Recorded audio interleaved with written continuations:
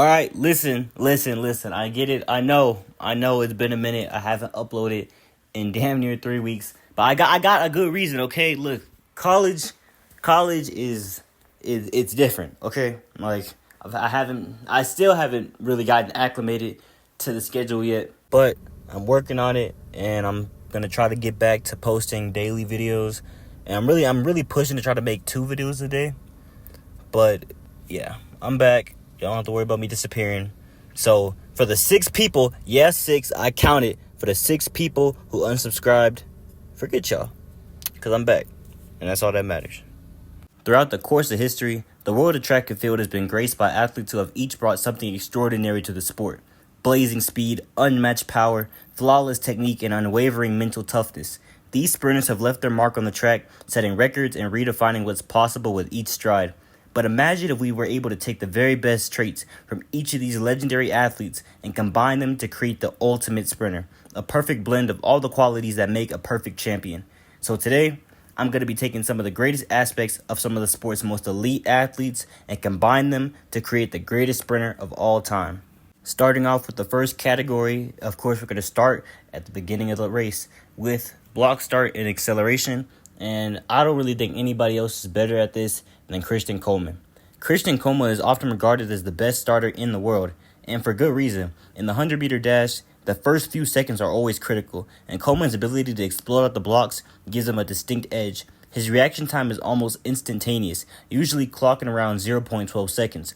To put that into perspective, the average sprinter's reaction time is around 145 milliseconds, or 0.19 seconds. This mix of his insane reaction time mixed with his perfect technique with driving low and powerful with each step allows him to reach maximum velocity faster than anybody else in the race. And this amazing block start will just set up for his amazing acceleration phase. Since his start is usually so great, he always gains a huge lead in the first 30 meters of the race, forcing all of his competitors to catch up. And even though they usually do catch him at the end, since we're only adding his attribute for the early start of the race, we don't have to worry about that. So Christian Coleman is the first attribute added to this super sprinter, and he's definitely going to give them an early advantage, setting the tone for the rest of the race. Moving on to our second category, and we got overall strength.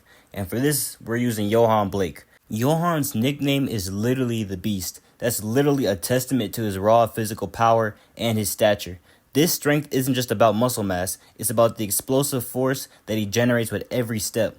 Blake's powerful build allows him to drive harder and faster than most athletes, which allowed him to clock times as low as 6.47 seconds in the 60-meter dash. This strength allows him to maintain speed through the middle of a race when others might start to fade, and his strength is particularly evident in his ability to sustain high speeds despite fatigue, which is crucial in both the 100 and the 200 meters, where he clocked super impressive times in both, being the third fastest man of all time in the 100 meter and the second fastest time in the 200 meters. Johan's forceful, aggressive style of running will give our perfect sprinter the ability not only to compete with, but overpower the competition, especially in the crucial middle phases of the race where others might falter and cause them to lose. Now, we've gotten a great block start and a good drive phase and acceleration phase and basically a good first half of the race, and that's all fine. But unless you want to just end up like Christian Coleman all the time, you're going to need that extra gear to keep pushing and catch people or stay ahead of everybody. So our next category is top end speed, and I'm choosing Noah Lyles as the person to take it from. Now, I know a lot of y'all might be expecting, why wouldn't I take Usain Bolt? Listen, even though Usain Bolt has the greatest times of all time, I have him. We have him for a different aspect that I feel like he's going to be able to help us with better. So just trust me on this. Noah Lyles is now renowned for his top end speed. Literally every time he's run the 200 meters or even the 100 meter now, he's able to catch people who are ahead of him in the beginning of the race, no matter what. Up until this year's Olympics, he was literally undefeated in the 200 meters since the Tokyo Olympics.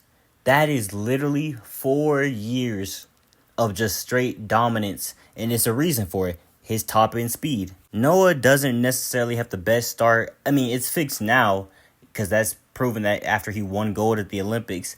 But every time you see him run a 200 meter race or even a 100 meter race, he's never the first one out the blocks. He never really has a great block start. It's like the first 30 meters of the race, he's always kind of behind the pack, but then he immediately starts catching up. His smooth and controlled running style allows him to conserve energy early on in the race, unleashing his full speed at just the right moment where he's able to catch everybody in the field. And if we take that aspect from him and add it with Johan's explosive strength and Christian Coma's amazing block start and reaction time and his acceleration, those two combined already make probably the greatest sprinter of all time. But those aren't the only factors that go into making the greatest ever. Now, this next category, a lot of y'all might disagree with me, but I feel like this is a category that a lot of athletes in track and field don't utilize for real, and that's why the sport usually isn't really looked upon, and that's why people like Noah Lyles are the main ones in the spotlight, because he's the only one utilizing it, and that's personality. Like, the only person I've really seen who had personality like Noah is Usain Bolt, and he even told Noah to keep it up and keep like the personality, and like that's what the sport needs. But people hate on Noah for it because Noah does talk a lot of shit, but I feel like you need that in the sport. So many people try to make track this such an honorary sport where you need to always be good sportsmanship, like all this, but like, why do you think basketball or football or something like that, why do you think they get people so hyped? Or like, it's because they're talking crap. Like, think about how tough it would be if you can go run a race and you're hawking somebody down a relay, fourth leg, and you look at them and you wave your finger or something like that and you don't get fined or nothing like that. The crowd will go crazy, and that would boost the publicity of the sport. So personality is definitely important, and I'm giving Noah Lyles that personality as well. I could have given it to Usain, but I feel like Usain, everybody loved him, but I feel like he didn't take it to the extreme that he really could have. Like, he would do a little dance, do a little emote or whatever before the race, but we never really saw him just like outside of the track. We never really saw him talk for real. Noah Lyles be on that. He be on social media. He be on the interviews. He be talking.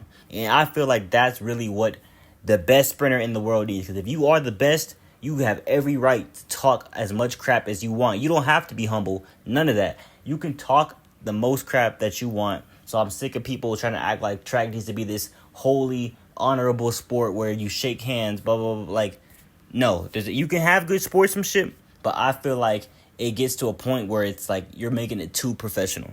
Having somebody with a personality like that also, like you see how Noah goes out of his races right before the race. He'll come out, he'll be jumping around, screaming, all that. You don't think that messes with some of those guys' heads in his field?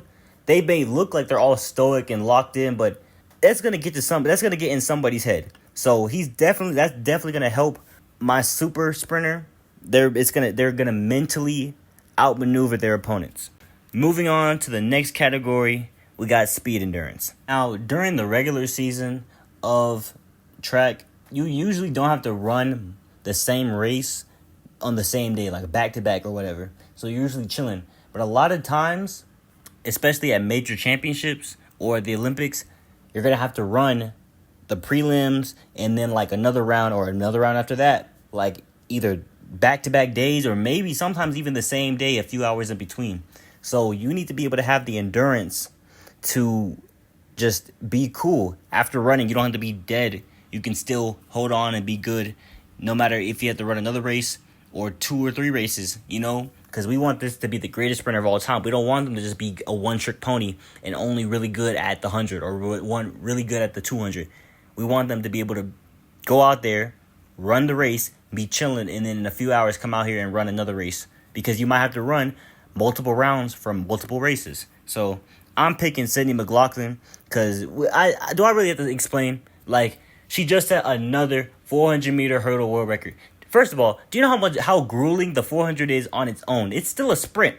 Now add jumping over hurdles on top of it. That's a whole nother percentage of energy that you have to expend jumping over hurdles. Like, on average, hurdlers, they usually expend approximately 5 to 10% more energy than just a regular 400-meter sprinter. So imagine giving it your all in a 400, and then you have to add another 5 to 10% on top of that to jump over these hurdles.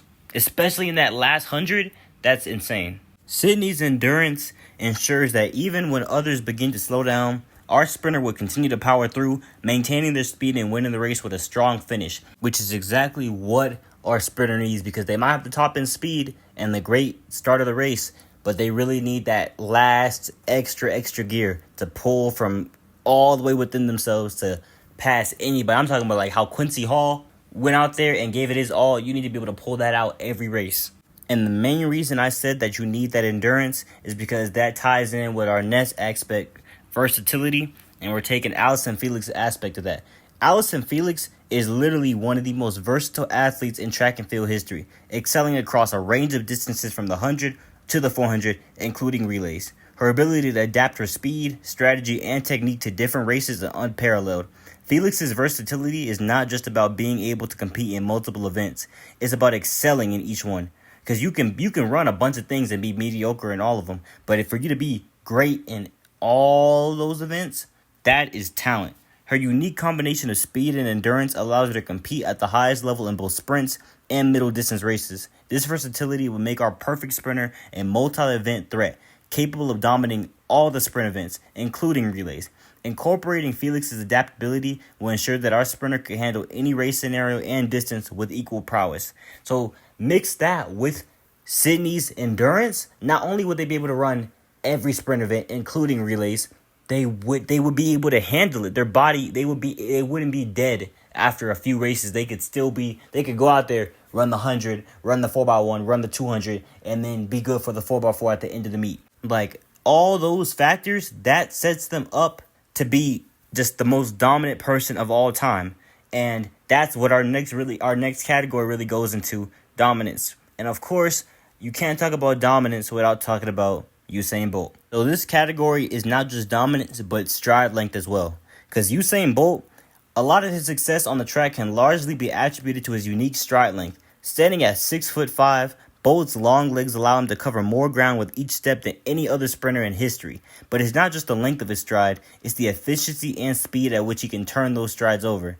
Bolt's stride allows him to hit and maintain incredible speeds, reducing the number of steps he needs to complete a race compared to his competitors. So when you mix this insane stride length with just this amazing endurance and top-end speed and acceleration, there's nobody's going to be able to get ahead of them. And if somebody is, for some reason, able to get ahead of them, they're not staying ahead of them for long. They're immediately getting caught, because nobody in history has had a longer stride length than Usain Bolt. And not only is his stride length that long, but for him to have an amazing turnover speed, that just couples the fact. So that not only are you not catching him, you're never even getting ahead of him. Moving on to our second to last aspect, we got Asafa Powell's form.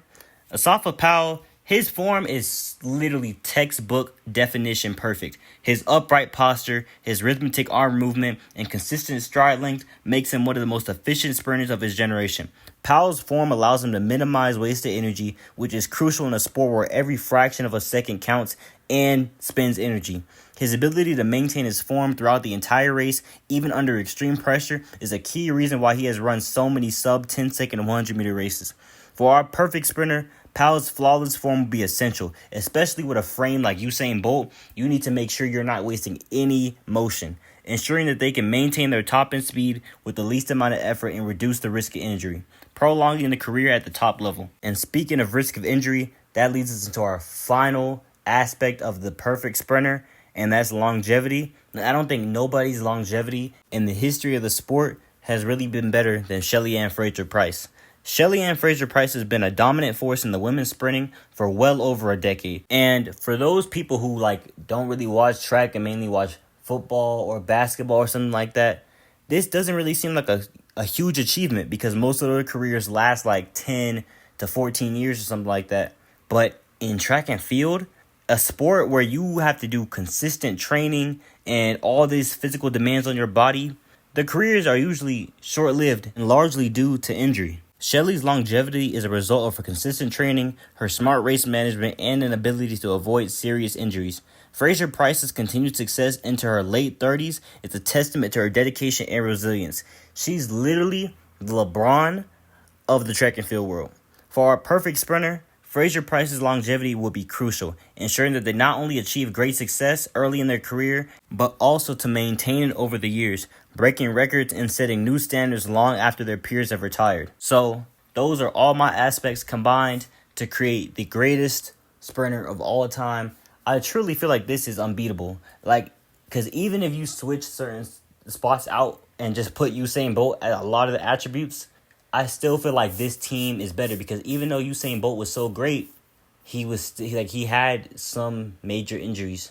So I feel like if he's just not even though he's the greatest, there are still some factors that he didn't do the best. You know what I mean?